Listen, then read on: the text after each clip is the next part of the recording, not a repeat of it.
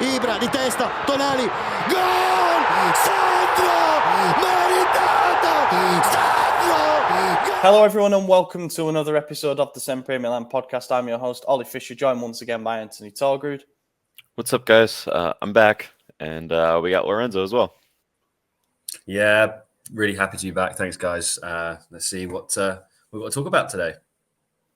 Yeah, no games to talk about, which means no defeats to talk about, which instantly makes it a better... We've got a smile on our face for the first time in about a month, which says a lot about what this international break has brought for us, a chance to heal and remind ourselves that there is more to life than football. What is there on the international front to talk about? Well, England got their first win in Italy since 1961. But Matteo Retegui scored, so he's the future, naturally. We're going to do a little bit of an international roundup because some things of note happened for our players. And then we've also got the Napoli preview, the big game that we've got, probably our most daunting league game of the season on paper, coming up after the international break. And we're going to dive into a few questions. And of course, be sure to tune in to this week's bonus episode, which will be available on the Substack. The link for that will be in the description in the YouTube description, and it will also be on our Twitter feed. You'll be able to find that there. We're going to record it straight after this show, so yeah, be sure to tune in for that. So, boys, international break has happened. USA have played games. I think. I don't know. Yeah, I don't know. I know Des was an unused sub in one of them. I remember reading. But you know what? We actually had a big win. It was like 7-0. I think it was Grenada. Probably against like Panama or something. Oh, yeah. Maybe it was Panama or Grenada. I don't know. It was one of those nations. That's who the USA plays, obviously. But it was our first time not fielding any MLS players, and we had our biggest ever win. So what does that tell you? Might be a sign now. Well, Lewis O'Brien's gonna rip up that league, so I wouldn't get yourself there to go and watch him. Best midfielder in the league. And Italy responded to their defeat against England with a win against Malta that I gather was rather routine. I think Malta are going to be like the whipping boys of that group, unfortunately. But Retegui seems to be the sensation at the moment, doesn't he? 2 goals in 2 starts. Anyway, I want to go down what happened to the Milan players that were involved in the international break. We had 16 players called up for their respective countries, the majority of them for the senior sides, but some for under 21s and whatnot. And I think nearly all of them have played both games, but there's also a couple tonight, like France play tonight. So Maignan, Teo and Giroud are all expected to start that game this evening. So things could happen between now and then when you're listening. First thing of note is that Rade Krunic scored a brace for Bosnia. Wow. Mad. Yeah, there you go, eh? Maybe I thought he got hurt. He also sustained a knock as well. But he's been cleared to play, but out of precaution, he won't start tonight. That by the sounds of it, or he won't play a full 90 minutes, which is, I guess, a big thing because he'll be like Bosnia's best player, maybe second best. I don't know. But yeah, two goals in a 3-0 win against Iceland. That's good. He's staking a claim for getting a starting spot, even though Benacer and Tonali are now both fit. And that lends a bit more credibility to my 4-3-3 train of thought. So well done, Rade. The second one happened last night. It started in the afternoon with Simon Kjær pinging a nice long ball over the top, about 70 yards for Rasmus Højlund for Denmark. And the thing of note there, I suppose, is Kjær's distribution was fantastic, but also Højlund has scored 5 goals in 2 games over the international break. He's looking like the real deal, isn't he? A little bit. He really is, yeah. I read something saying he's now scored. It'll be up to 9 goals this calendar year already.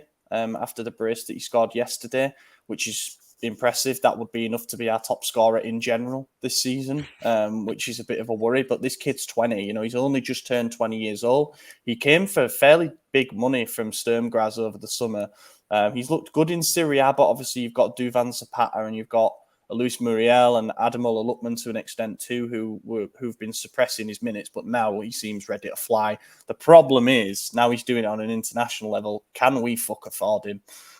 he's already like a 40 million euro plus player, so we might as well forget about it, I think. Yeah, I'm such a horrible podcast host because I just simply don't watch football during the international break. I don't even get on Twitter, so this is just filling me in on what's been going on more than anything. But yeah, that's all exciting stuff. We can get your live reaction to this next one then. Yeah, you are. After that, Leao played 15 minutes off the bench against Liechtenstein off the bench against Luxembourg, having come off the bench against Liechtenstein in the previous game. He started Luxembourg or no?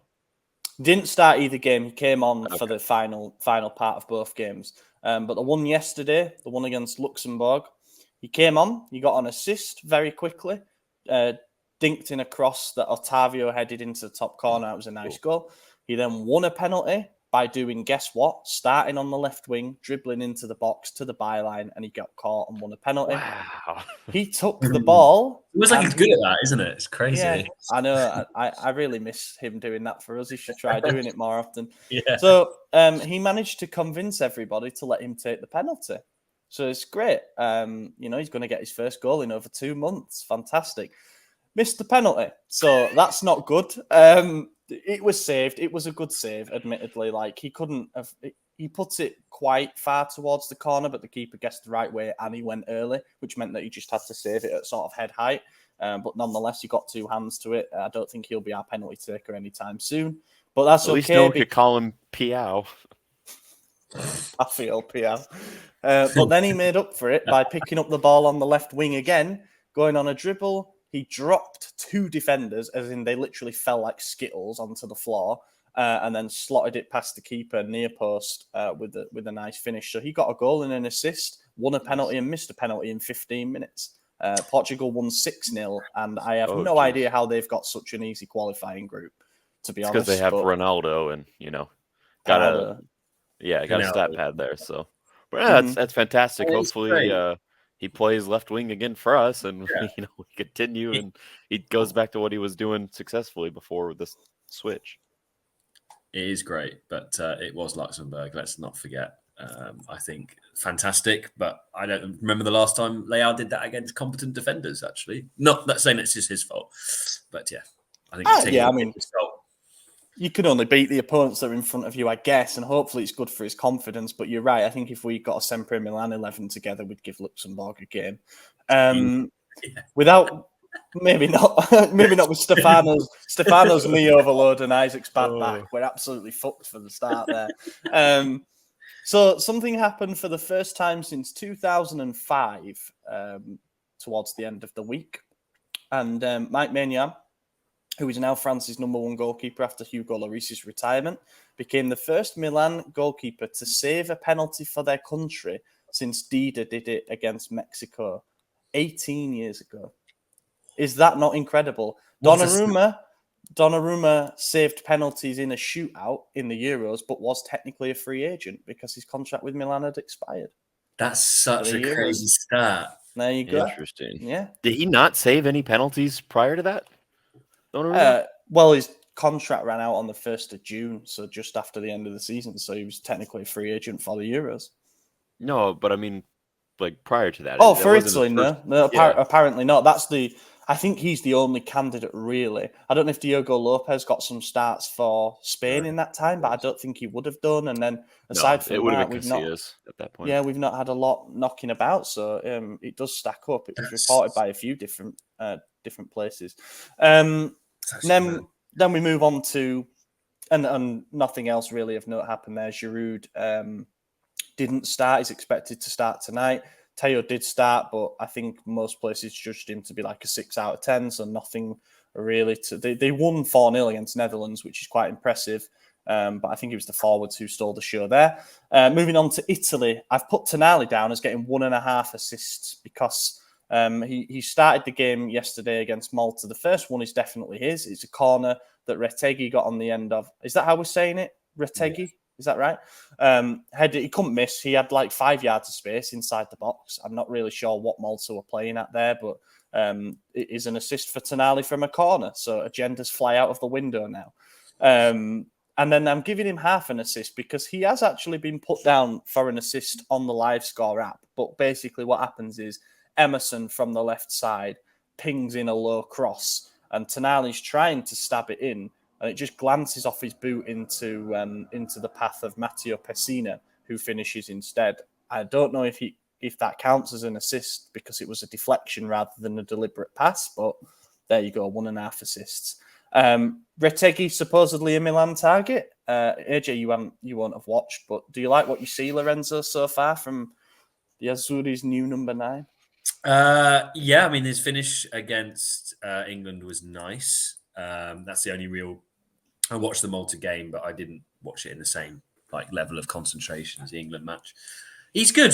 I don't think he's reinventing the light bulb. I don't think it's like, oh my god, this is an unbelievable player. I'm not seeing enough of him because I cannot lie to you that I watched, what's it, Racing Club where he is now or something like that? Tigre, sorry, yeah. I don't watch the Mexican league, so I can't lie to you and say that I know him. But yeah, it was a good finish. Seems like he's got a bit about him. Fairly physical, quite aggressive, but otherwise I'd have to watch a lot more of him to give you an indication if he's the right player for Milan specifically. If you believe what the media say, he's a combination between Bobo Vieri, I don't know.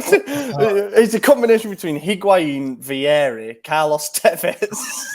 He's been compared to all these players. It's ridiculous. And I have genuinely seen all 3 of those compared with him, and they're all 3 completely different strikers. So he was he was good for the hour and 20 minutes I watched him. Yeah, like that's it. I have nothing to say. I think he's also been beneficiary of circumstance because Immobile is obviously injured again. Raspadori, they don't want to risk. And Mancini also loves weird call-ups. Like he called up Pafundi instead of, say, Zaccagni for the attacking department. And Zaccagni is in red-hot form. He just scored a winner in the Rome derby. And Notto finally getting a bit of a chance too. He does like just rogue call-ups, and I think... funny, Mancini said he didn't think that Retegui would accept the call-up, sort of implying that he presumed he was going to choose Argentina. But I think the fact that he's chosen Italy proves that he sees a move to Europe in the pipeline for the summer. It'd be interesting to see how he keeps going. He's scoring pretty much a goal a game pace in Argentina, but how that compares in quality. Yeah, 23 as well, which, I kind of like that because it means he's got a bit of experience behind him as well. But if he hasn't been able to break in at Boca Juniors yet and he's out on loan, I don't know. I don't really know. But he's one to watch anyway between now and the end of the season. And the final bit that I have from the international roundup, aside from stuff like Diketalara playing a few minutes here and there, is that Pierre Kalulu got injured. Unfortunately, not even during a game. He was an unused sub in France under-21's 4-0 loss to England at the end of last week. That's bad. I know. Bad for France. Good for England. I know that it was a 4-0 drubbing. The team England under-21s can put out at the moment is a bit of a joke because Southgate doesn't trust any of the younger players, so they all end up playing in the under-21s, and it's like it is a bit of a disgrace, really. You've got like Smith Rowe coming up against 18-year-old French centre-backs, and like this is a guy who has proper Premier League experience. But yeah, he couldn't get a game, and then during a training session yesterday, unfortunately came off with it's always the bloody calf problems with the French. It was the same for Maignan, and that's what Kalulu's got. He had a scan this morning, and it sounds like he's going to be out for 3 weeks. So we need another defensive shake-up for the 3 games that we've got coming against Napoli, by the sounds of it. Which is no bueno. And that is a negative note to end. But AJ, that is exactly why we hate international football. It is, yeah. I don't know if you saw like the soul leave my fucking face. Yeah, he was so disinterested. I did. The fire in my body. It's so pointless. Like at least these ones were Euro qualifiers, which I mean, even that I don't care. But under 21 ball, why does under 21 international ball exist? It doesn't fucking matter. It means nothing. So I'm sure someone out there is really passionate about it, and to you, I say, suck my balls. I don't care. Like, I hate it so much. It's so pointless. Like, I mean, every international break, we lose a player on the last day, or I guess we have a week left, but whatever. Now he's gonna miss all 3 Napoli games.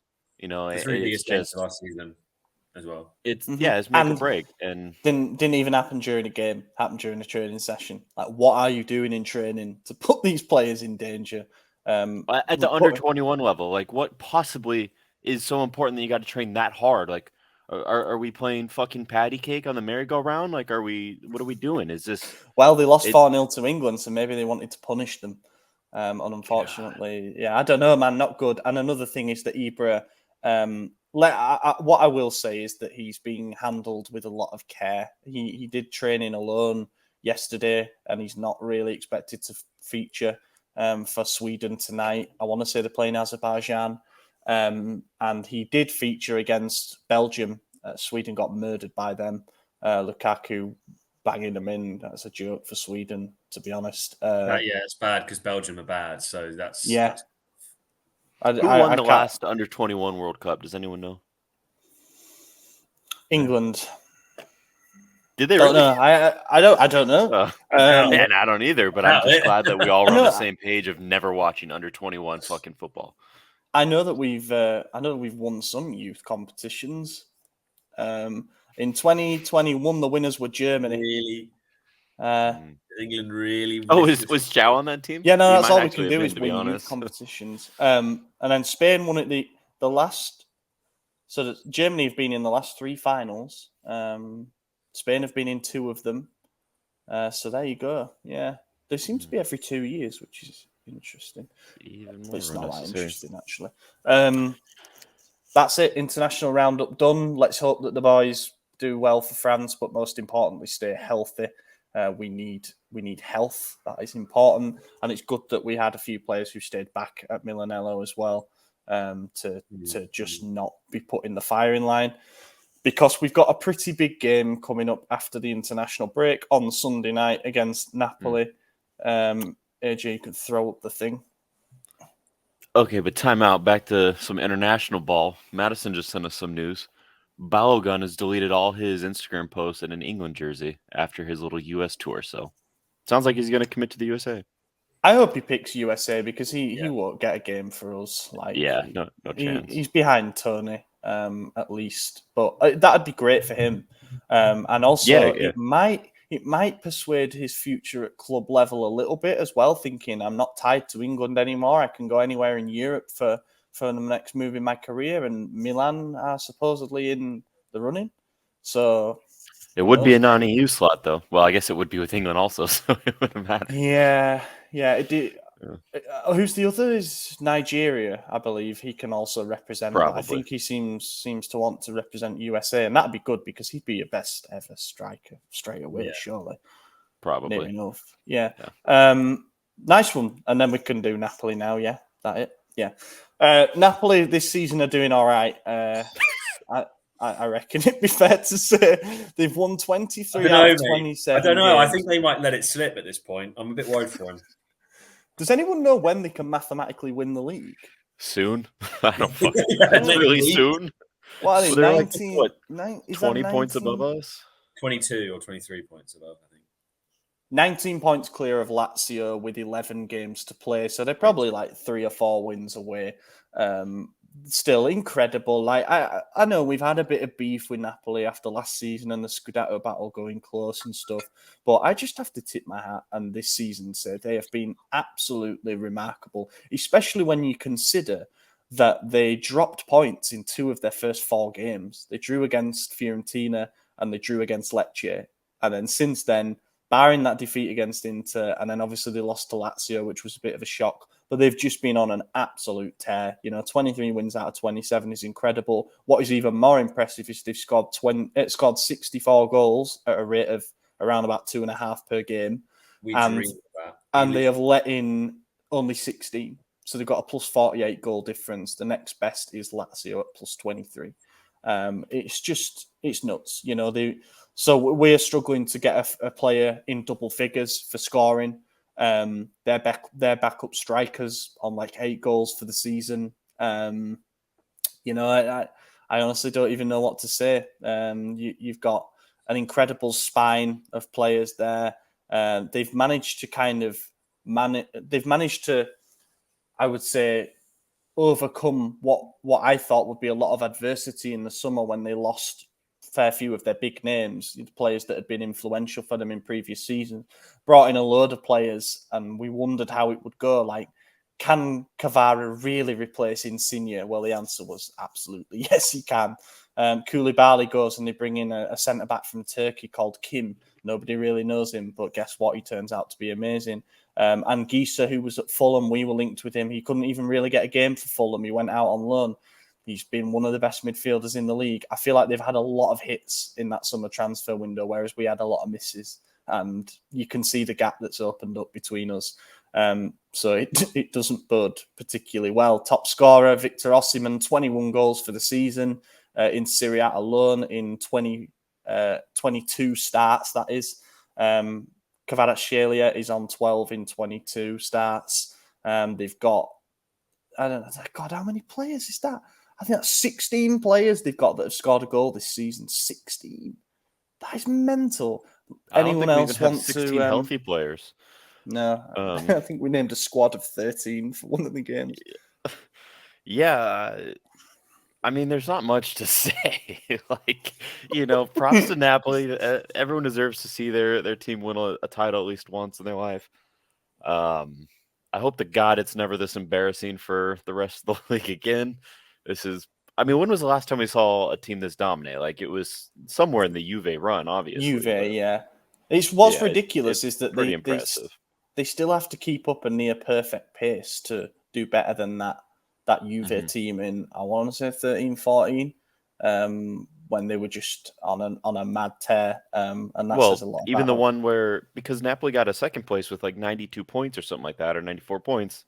I mean, to even top that, they have to go on an insane run, and it looks likely. So, good for them. That said, we're going to win. I think we got this in the bag. So, yeah, I don't know. We were the better team the first go around. We didn't have Leao. Sounds like he's back to scoring ways. Obviously, our form has dipped significantly, and theirs has only improved since then. I don't know. I think this is the type of game that the boys will get up for, and we might not win. We probably won't, but it certainly isn't going to look as bad as the Sassuolo game or the Lazio game. Or you say that. Yeah, I mean, dude, I'm trying to hype myself up, and I'm just getting depressed thinking of it. Like, I'm trying to come up with that one smoking gun thing that I could say is like, this is why. And it's not really there. So, here we go. Yeah, I mean, I don't see it in a world we win this game. Our best case scenario is we get a result, we get a draw. But I don't think we even should bother. I think, the game that we actually have a chance of beating them in is the back-to-back Champions League fixture. That's the game that we should really be. I'm not saying you should never go into a league game wanting to lose. That's not what I'm getting at. But Napoli are better than Milan. Spalletti's better than Pioli in every regard, more or less. So I would use this purely, to look at it and think, how can we dismantle them in the Champions League? I just don't see a world in the league. It's like a mental thing, right? I feel like Napoli in the league, we're going to see it when we watch the games in April, and Napoli in the Champions League, I think they're going to be completely different teams. The way they set up, the way, the mentality of the way they play. So I have no question about the league game. We're going to get steamrolled, if not by scoreline, by performance, and hope we can get maybe a draw. Best case scenario. Yeah, like we go into this game without having managed to win throughout the entirety of March, which isn't great preparation, but also we had a good run in February of clean sheets where we thought that the defence had kind of fixed itself, and then the attack was starting to click after like that Atalanta game. And now we're back in a position where we're playing a 3-man defence. We still create absolutely nothing, and we're now letting in goals as well. And that is not really the recipe you want going into a game against the best defence and the best attack in the league. This is just an absolute mismatch on paper. Like, they're incredible at sustained periods of pressure. They control the tempo of games. They stifle, they press, they suffocate. They expose all of your weaknesses. And And they finish their chances. That's the most important thing. they've got two very good forwards that We can don't. do that. Like Yeah. they're basically going to win the league without a right winger. Perhaps that's a bit disrespectful to like Politano and stuff, but He is you know, crap. it's Politano is- familiar. Yeah, we did it last year. Feels familiar, yeah. That's what I was going to say. And yeah, they're just a great team. Spalletti seems to have, after a lot of different false dawns, you know, with sort of Roma and Inter, where he put together good runs but couldn't quite finish the job. It seems he's finally found the right group, and it's all clicked into place for him. I was reading reports earlier in the week about last week, about how he could potentially leave at the end of the season. You know, if they manage to win a couple of trophies, because he might be poached by somebody, a team abroad, if Real Madrid get rid of Ancelotti, for example, but B, because it's like, where do you go from there? You do see it happen. You know, Conte walked away from Inter's project because he was like, I've won all I can under these circumstances. And Napoli, it sounds like, are going to get at least a couple of their main assets taken from them again this summer. So it will be interesting to see what happens in the summer. But for the purposes of Serie A, I kind of hope they were keep that call renewing together. him. I saw Who's that they that? were going to renew Spalletti. Well, they'll probably try. Yeah. But I mean, he makes don't less see a than reason. Pioli right now, which is just criminal. I don't Like see a that- reason why he would leave, having finally stumbled upon something where he could have No. long-term dominance. But it does make he's you wonder been, because I mean, primarily a Serie A coach. Obviously, he won in the Turkish league, right? Is that where, or Russian league or something Russian like that? with Zenit, Yeah. Which, I mean, you know, say what you want about that league, but They're not- this is definitely the biggest moment of his career. I mean, you know, all the talk about Pioli being a serial loser, like Spalletti was no different, and now it's back-to-back losers winning titles here. So, you know, we're on the up and up, I guess. But like, I would like them to all to stay, and I would like them to get beaten next season fairly. You know, like with all their stars. I would be really shocked if both Victor and Kvaratskhelia or whatever both stay next season, but you know, I would like to see it, and then I would like, I'd like to be proven that they were like one season wonders. Well, Osimhen was, and he's been fucking putting in numbers forever, but I would love to see him just fail.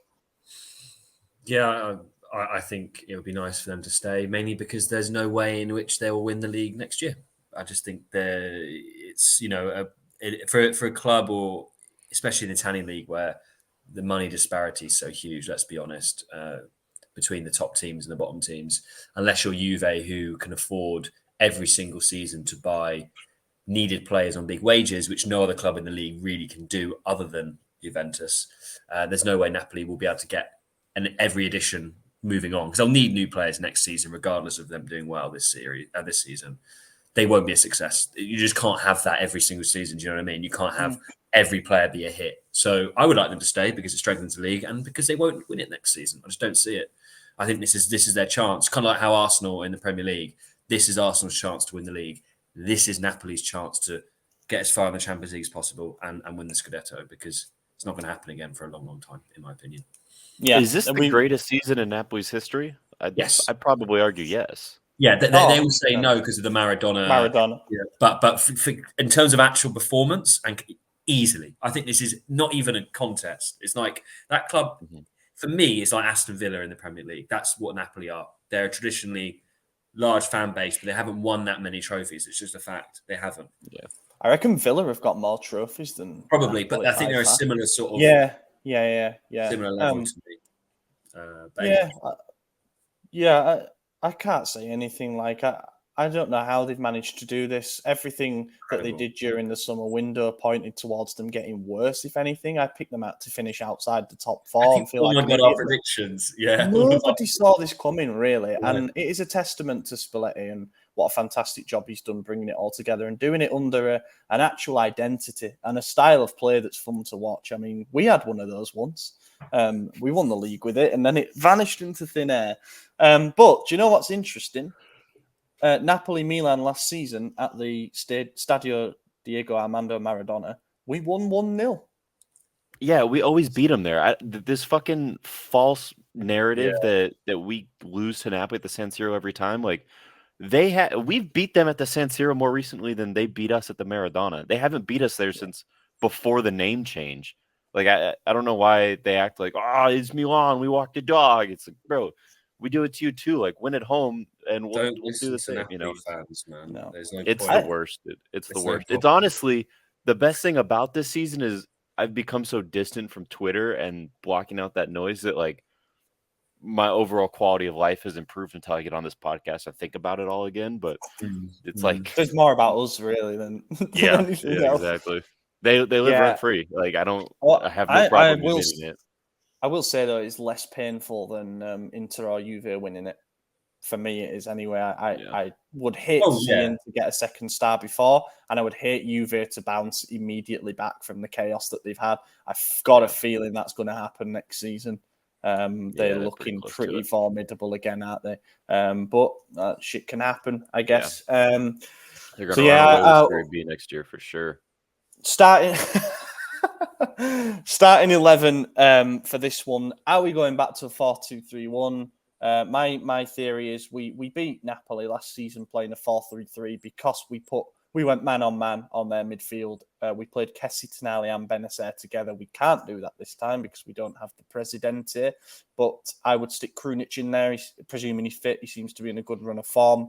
And I would try and stop them overwhelming us down the middle.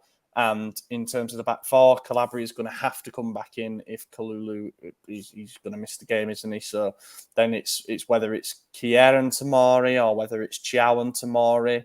How do you try and deal with Osimhen? My opinion, you pick your tallest centre back because he's so good in the air, and that is Malik Chiao. Well, it's Gabia, but it's Chiao. So I'd throw Chiao in there alongside Tomori and hope that Tomori can do his bit on the ground, and then the rest of the team just kind of picks itself. Yeah. Is what's Macias' status? Is he healed again or is he still out? Who?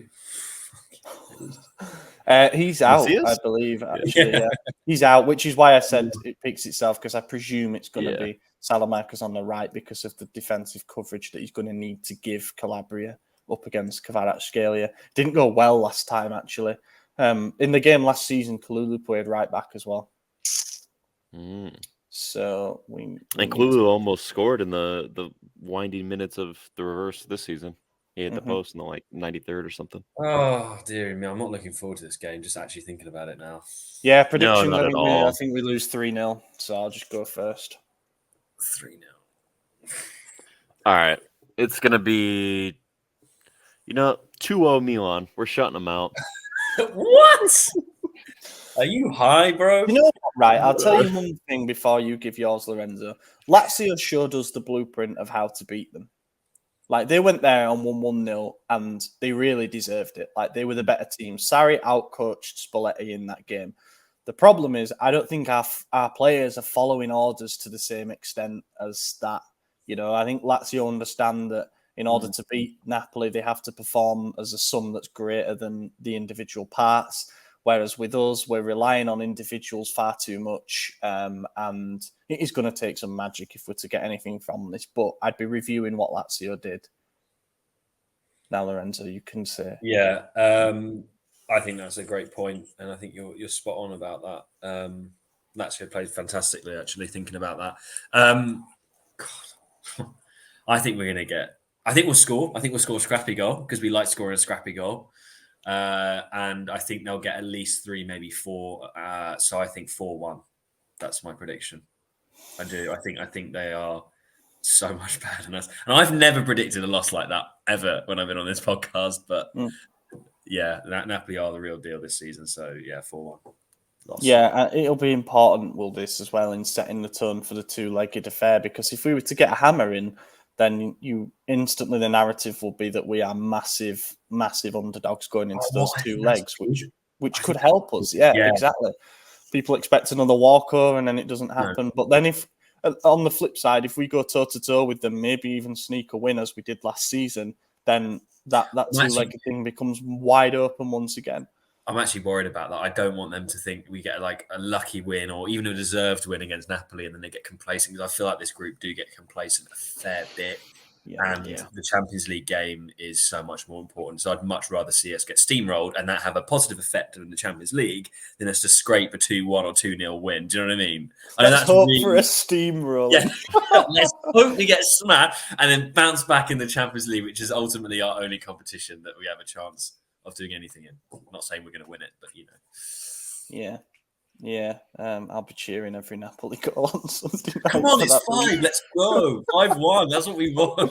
Get in there, Osimhen. It'll be good for betting because, you put a couple of scorers on and you can cheer it that way. We'll move on to questions because I've noticed some of the questions are kind of like talking points anyway. But let's hope we're wrong on the Napoli front. So go down a few of these. Rohit Rajiv asks, has the Scudetto added an extra layer of expectations within our fan base that's made us expect too much and fear failure? I don't know if it's too much, but of course it's added a layer of expectation. We were the champions.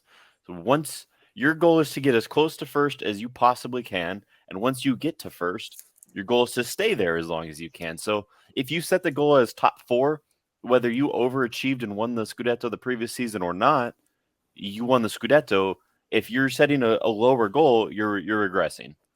Second place is worse than first, whether, we think it was a good season or whatever.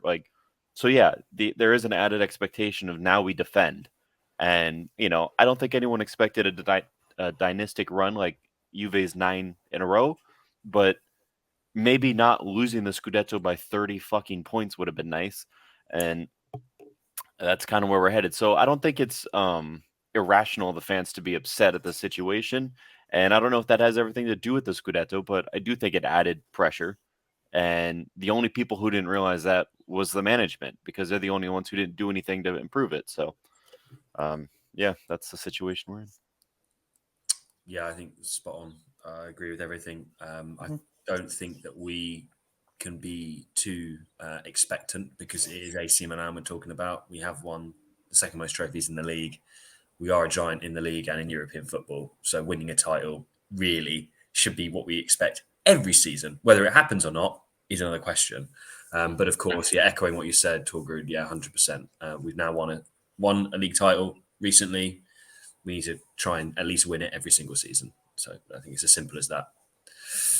Yeah, that was always my gripe with what happened is that, over the summer, members of the management spoke in interviews saying that we deserved it because of our spirit and stuff like that, to then move the goalposts again midway through this season when they realised we couldn't defend and say top 4 is our Scudetto. That is the signs of a we are happy to be here kind of club, and I don't like that. I have questions. That was Pioli who said that as well. It was Pioli who said that. I'm sure of it, wasn't it? Yeah, it was. When did he say that? Was it November, December? Yeah, something like that. It was awful. I remember speaking about it on the pod. That's awful. I remember when he said it, we were within touching distance of Napoli too. It wasn't like we were now. And I think when he said that was kind of the beginning of the downfall. 29th of January after we lost 5-2 at home to Sassuolo is when he said it. Yeah, no one cared anymore. At that point, it was like we gave up. Everything was over. It's also a statement that was true, but I think it rubbed people up the wrong way because the Scudetto was the Scudetto last season and we were accepting a regression. You should never accept regression. I think not we shouldn't getting anyone in January. We shouldn't compare ourselves to Napoli. I don't think we should look at this season and think, wow, we are 23 points behind Napoli. That is terrible. But I think a more relevant comparison is the fact that we're 9 points behind where we were last season. That is a sizable drop-off. That is huge, That to me is more relevant and damning than anything else, is that we are worse. We are worse across the board in every single statistic you can think of. But I totally agree with everything that you said there. Gregory Peck asks, does it concern you as a fan that our owner also has a stake in other clubs under his portfolio like Toulouse? Are we going to become a franchise like Red Bull?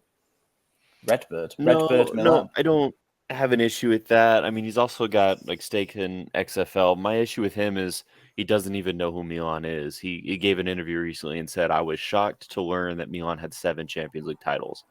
If you don't know that, then you're not a football fan, just full stop. Everyone knows who has the two most Champions League titles. Like, that's not a secret to anyone in the industry, you know? So for him to not say that, or to say that, just says like, bro, what are you doing? You're reinforcing all the stereotypes about Americans in this sport. Like, for me as an American, I'm like, I should look up to you, an American owning my favorite club, and you're a fucking clown. Like, I'm sorry, Jerry, if you're listening, but do better. You can do better. That's the issue. You can do better, and you're not. Yeah. This has been a shit show episode, guys. Sorry. It's actually I quite like it. sad when we look at Jerry at the moment. Obviously, I think the jury's out until the end of next season when he's had a full, season in charge and summer transfer window. But let's be honest, most of us have made our conclusions now. But now we look at Elliott Management, for example, who are rumored to be buying or facilitating the funding for investors of Manchester United. And it's kind of like, we really did have way better owners before. Like, and they weren't really owners that we saw would bring us back to where we were at that point either. But to have also regressed on the face of it from the ownership, yeah, that's the bit that I have to agree with what Gregory is saying. Like, that's worrying. But again, I think we should give him a whole season, to the end of the 2024 season, till we really make our decision. But the jury's not, like, the signs are not good. Like, let's be honest. Yeah. Like, I agree with what you're saying about the full season, but the pushback I'm going to give is not you specifically, but as a fan base, we've kind of moved the goalpost, because before it was like, oh, they're taking over right at the end of the Scudetto. I was like, cool, can't wait to see what he does in the summer. And then it was, oh, well, he's got to renew Maldini. It's like, okay, now let's see what he could do once Maldini's been renewed. And then we got like one player, and it was like, okay, well, let's see what he could do in the January window. And then we didn't get anything. And now it's like, well, let's give him a full season, and it's, for me, I'm just like, how many chances are we going to give this guy before we start insert coin save Milan? Like, Yeah. I don't know. Those things take crazy. time. That's why I'm only saying that, because it takes time to sell a club. It takes time to all these things to come into place. And believe me, I was one of the people saying it too.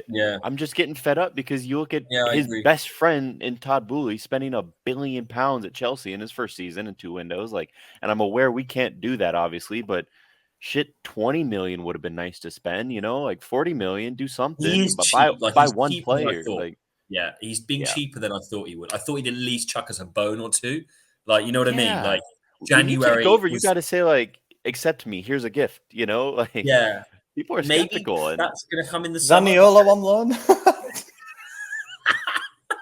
The fact we were in for Zaniolo at 15 million, couldn't get the deal done, and then he goes to Galatasaray for what, like 5? I mean, no, he went for about the same amount, which is funny. Galatasaray can outspend us. Madness. Yeah, I don't know, man. I will give him the summer as well, because I think there was a lot of complication. We fucked up big time with the timing of it last summer, because the actual deal was ratified in June, but the closing wasn't until the end of August. So nobody knew whose money it was to actually spend. And I think we saw that with our net spend being below 50 million, which is still the highest in Italy, by the way. We should have still done better with that money, is what it is, I suppose. And that's why I think that was like a strategic time frame, was closing in June, ratified in August. Like, you mean to tell me you intentionally decided to delay the closing until right after the window? Like, the process does take a while, but you could say that if it happens during a season, it could be problematic. But we knew about the rumors. They were out there. It was InvestCorp at first. Remember, it was like in March they were taking us over, and then Redbird came out of nowhere, and I think Elliott shook hands with people that they knew. In fact, Elliott have still got board members, so it makes you wonder if really they want to keep running the club without it being their money.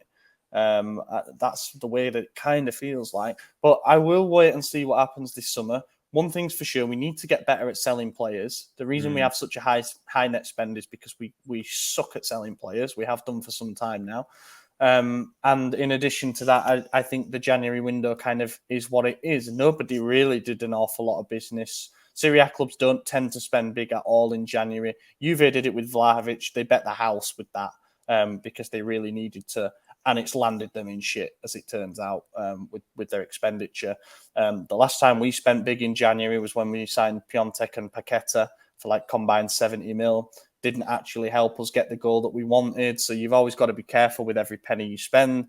I'm just worried if we go down the full-on analytics route in terms of recruitment.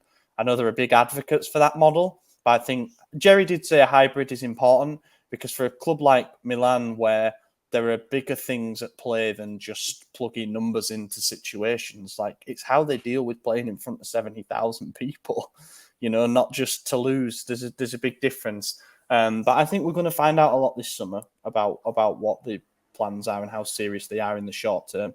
In the meantime, he has been back in Italy to discuss the new stadium, so it was nice to see his face again. AC Rossoniero asks, why are so many Milan players having successful international breaks but struggling when they're with us? Is it formation, level of opponent, etc.? Formation, level opponent, competent managers. I mean, it's a combination of everything. It's getting out of a toxic environment. I don't know. It's just a breath of fresh air that they needed. Like it's a bunch of stuff. Nicer kits. Not Just wearing probably Puma that. merch. I'm going to come up with a boring, serious answer to this question. I don't think it's any of the above. I think it's quite simply that we always forget that football players, when they're playing for their clubs, it's a job. For a lot of players, they don't even like football that much. There's quite a few. And there was Asso Okoto who came out with this. He was a Premier League player back for Spurs. Ollie, you'll know who he is. I got his jersey. Love him. Yeah, well, there you go. So he famously came out and said he hated football. Ben White, yeah. He doesn't really like football. What I'm trying to get at is, I think it's all those things you said, and also none of them. I think when players go to international duty, they've got loads of mates. These aren't people from different backgrounds. They've all had similar backgrounds. They all speak the same language. They're friends. They're in a cool environment. They don't train as hard. They have fun. And I think it's literally that. I think it's literally just that. I think it's all those things you said as well, but I think predominantly it's just that. They're not working. They're having fun playing football with their mates, representing their country. And I think that's why they're super happy. You see Leao with like 10 Instagram stories after like doing barely nothing for Portugal, whereas he'll score 2 goals for Milan and not really do anything. I think that's not, you shouldn't read into that. I think it's just them having fun with their mates. Yeah, pretty much. Yeah, adding nothing to that, you've hit nail on the head there. Antonio Conte left Spurs last night, mutual consent. Shizo is one of the people to ask, would he be an upgrade on Pioli if we were to get him? Now, I want to take that question at face value. Would he be an upgrade as a coach? Remove all the external circumstances about what that would mean for the demands in the market, the salary. Is he a better coach than Pioli? His wig would be an upgrade. Not even him. Like his wig would be amazing. Just his wig on the bench. Hair. Wow, incredible. Yeah. sorry. No, that was fantastic answer. Loved it. You gave the serious answer to the last one, and now you've gone with Conte's wig, isn't it? Your sister, good coach, is Pioli's best ever line, man. Conte would be a huge upgrade tactically and just managerially. His pedigree is so much higher than Pioli's. His resume speaks for itself. That said, he brings a lot of issues, a lot of demands, and he doesn't really see things through. He is a 2-season manager. He is a get you out of a hole, performance-wise, dig you a hole financially, and then leave when the ship starts sinking and say it was never his fault. So personally, I don't think I would want Conte. That said, if another club is going in for him, I would say, maybe don't let that happen. Maybe we go for him instead. Because ultimately, I do think he could win with what we have. We've proven we have players capable of winning. And whatever upgrades he needs to bring, I see working. I don't see him bringing in failures. My question is, will we spend what he needs to spend? Will it be another Spurs situation where he didn't really get what he wanted, even though he had an unlimited budget, which he wouldn't with us?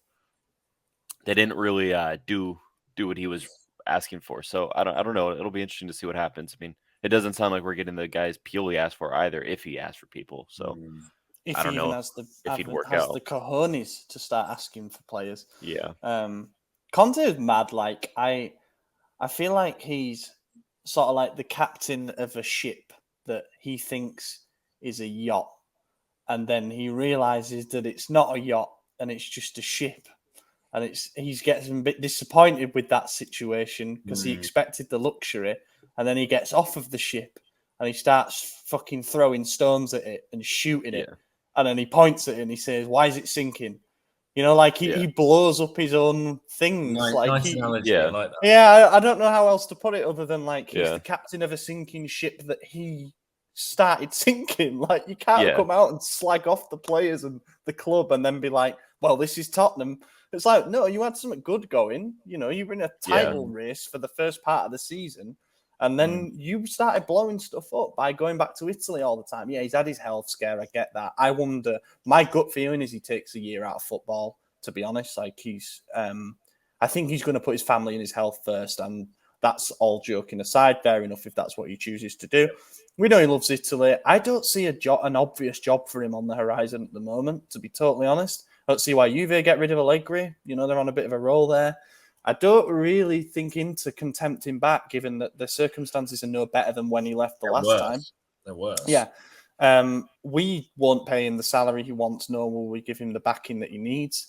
Roma's the only other one, but they'll have to pay a pretty penny to sack Mourinho, and again, there'll be questions about the budget that's available to him. And apparently, I think they're very happy with Mourinho. Yeah, they probably are. And also, I think Conte wants to live in the north of Italy because that's where his family are based and stuff. So I think it's a bit of a mystery. It is, and I agree. I think he's more likely to take a year out. But for the first time ever, I don't think he necessarily will come to Milan. And I'm not going to go over the technical qualifications of Conte because he'd been upgraded on Pio in every single respect. Let's not beat around the bush. But for the first time, I actually do think he could manage Milan, and I think maybe deep down he wants to. Bear in mind, he could possibly be managing having managed the three biggest clubs in the country, having won a Scudetto with the three biggest clubs in the country, which I think he could probably do. Is there another manager that has done that? I was just thinking, has anyone coached the others? Zlatan's done it as a player. That's it. Yeah, because I think Conte is actually going for that. I think he, in the back of his mind, he would be like, hang on a minute, because he clearly respects Milan. We saw the comments after Tottenham. He clearly does respect Milan, being an ex-Juve and Inter coach. I think he would take it, and I think deep down... Well, and remember, before he went to Inter, he was in our stands watching us play. Yeah. So there definitely were talks. Yeah, I'm convinced that if it's an Italian-specific mindset he's going for, let's say in a year from now we get like an interim coach or Pioli's or whatever, right? It could happen that in a year he joins Milan. I could see that. I think he'd be. I'm just looking down Inter's list of managers to find out if somebody else has done it already, and I saw Roy Hodgson in the 90s, and he's back in work. Yeah, I know. It's so funny. He's back at Palace. He's like 82. 75. He's 75. It's been done. Alberto Zaccheroni was the one who did it, but he only won the league with us, so he could. So that's what I'm saying.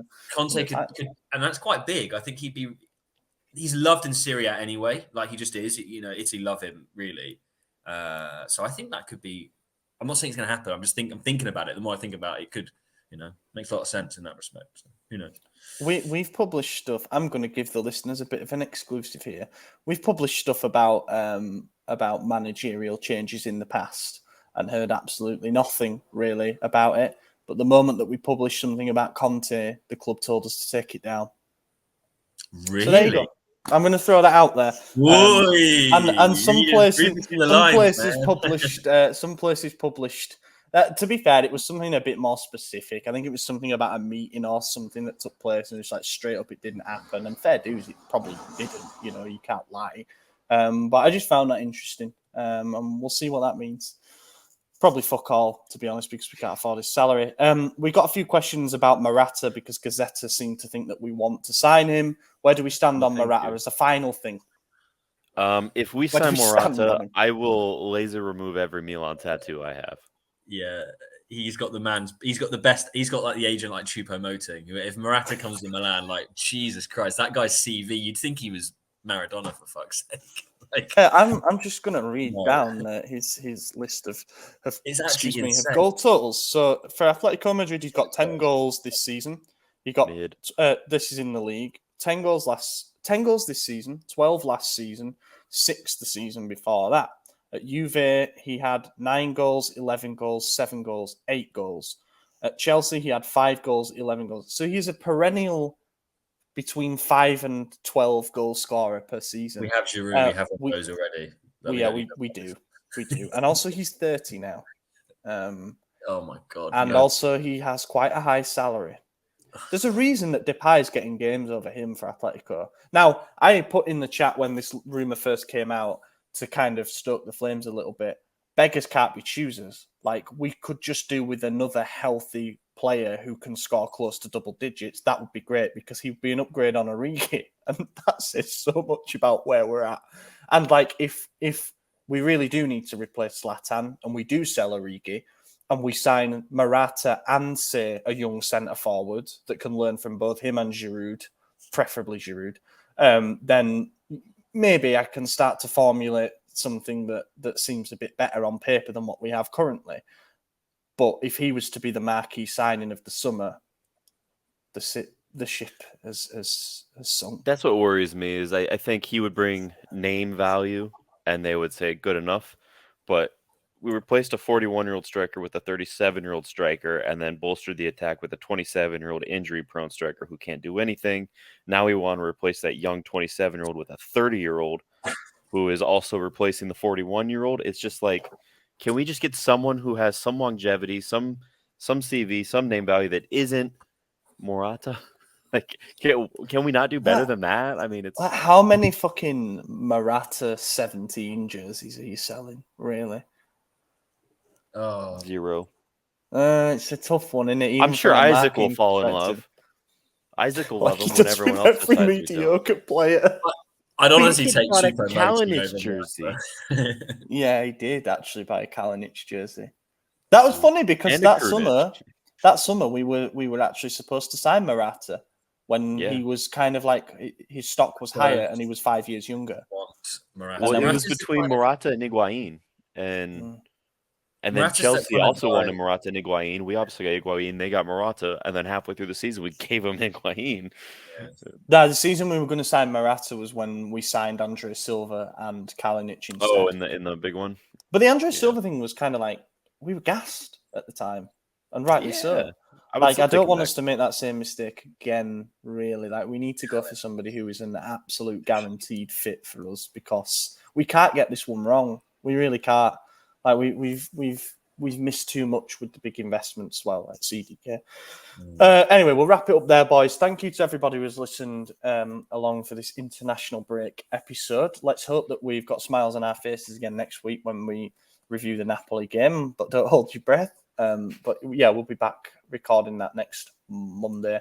And in the meantime, subscribe, like, comment on YouTube, give us a rating on the podcast platform that you listen through.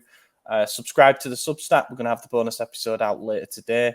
And I've been your host, Ollie Fisher. Find me on Twitter at Ollie Fisher. AJ, cheers for joining. Yep, Twitter 45. Lorenzo.